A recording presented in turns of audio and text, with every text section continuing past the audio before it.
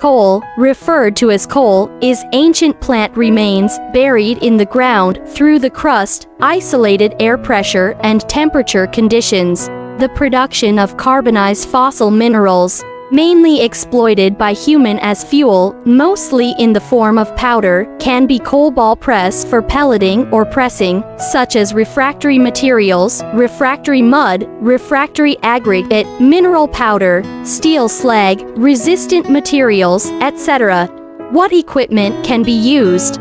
Any material like these that has a powder to burn requires a coal ball press. The problem that the users of the coal ball press are worried about is the ball formation rate and the service life of the equipment.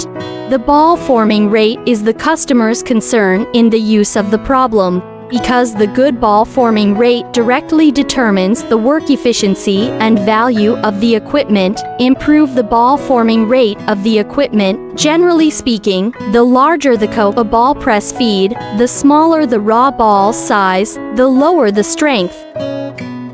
If the feed is too small, the raw material density is not good, the strength is low, and the current coal ball press generally uses a distributor for feeding, which can ensure that the coal ball press feed is uniform, the feeding amount is appropriate, and the ball formation rate of the coal ball press can be better ensured.